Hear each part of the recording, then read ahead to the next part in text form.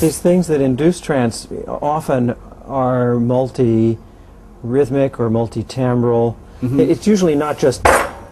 Yes, that's not going to do anything. Right. It's got to be something complex. One of the things I think it's important to realize is that although music is associated with these trance states, there are other things that'll get you there. I mean, it's not uniquely music. Chanting, right? Om Mani, you know, the Eastern chant tradition, breathing, just plain old deep breathing, you know, following your voice, your own breath. But also, I think... And those don't have that disruptive element. And I think what they all have in common, you nailed it when you talked about being out of yourself, what they have in common is something that we have, all of us every day, and that's sleep. It's the sense that your thoughts are not under your conscious control, that something else is guiding them, and you're still aware of them, and you can participate in thinking these thoughts. You're just no longer guiding them yourself. And this is sort of a definition of an altered state of consciousness. That can be because of a religious experience, it can be from a trance induced by music, it can be induced by certain pharmacological interventions, or the combination of all three, which is what you get at Indian tribal ceremonies. You've got the peyote, you've got the chanting, you've got the music, it's all part of a religious ceremony. And most Western religions anyway, in the Judeo-Christian tradition, have this communal singing thing where you're breathing and you're almost hyperventilating and you're all singing loud, and it's, you know, there's some variation, especially in a Baptist church, and this creates a kind of sonic feast, and you're in your community, you're lulled into this sense of community and security, and you can have this trance state that's half awake and half asleep. And I think we know, a lot of people, a lot of us anyway, know this experience because popular music borrows all that. I really think that one of the ancient functions of music was for social bonding. I mean, there's a lot of evidence, if you go to current tribal communities that have been cut off from Western civilization, they use music to form community. Our tribe has its own music. The men stay up between midnight and 4 a.m. to ward off predators by singing around the campfire. Music is communal.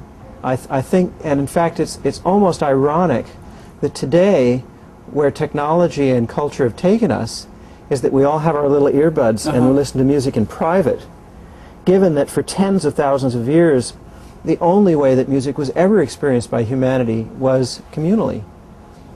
We played music with each other. In fact, everybody played music. There wasn't a separate audience and a separate performer. And dancing was always a part of music making. It was a big communal activity.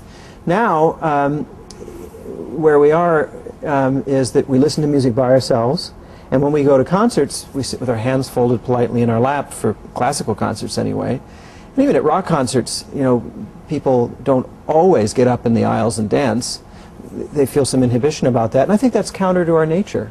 I think our nature, as you were pointing out with the mirror neurons, is to move when we hear music. And our nature is to move with people and to have it be part of a group experience. And so, just to drop an intriguing little tidbit, I'm working with a group of people with Williams syndrome.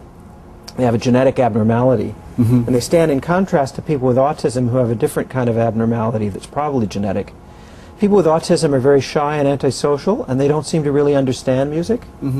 People with Williams syndrome, because of their genetic makeup, are hypersocial and hypermusical. So you've got these cases where music and sociability go together in the Williams syndrome, and they fall apart in autism. And it really suggests that music and sociability are part and parcel of the same thing. Communication. I had the perception that when before I started making music professionally, and when I began making music professionally, I was an extremely shy person, very kind of socially inhibited. I guess now it would be very like, I'm just guessing, but I'd say somebody would say I had what's not Asperger's? Asperger's, yes, absolutely.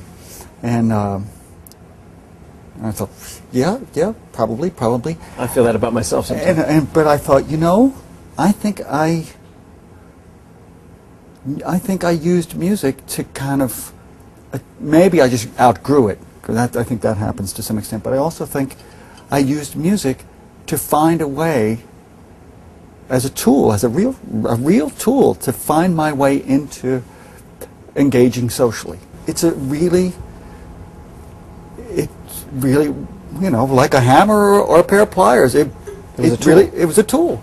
I think what many listeners get from you as a musician is many listeners perceive that you were a shy guy, a somewhat socially awkward guy trying to break through, and they identified with that because everybody feels socially awkward at one time or another, no matter whether they're the homecoming queen or the class president. I think their inner dialogue is, am I saying the right thing? How are people going to receive me?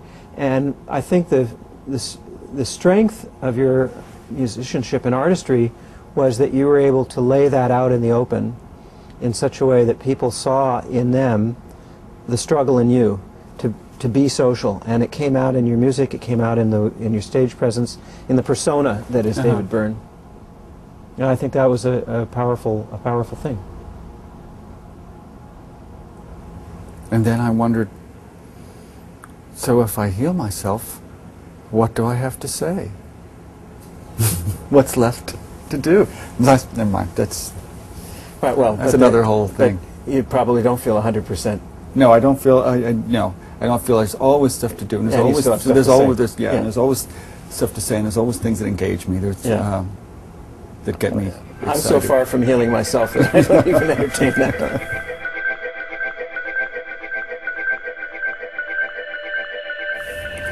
I'm going to turn this into a question. I'm sorry, you didn't phrase your response in terms of a question. Yes. I have to raise my voice. Yeah, raise your voice at the end. Yeah.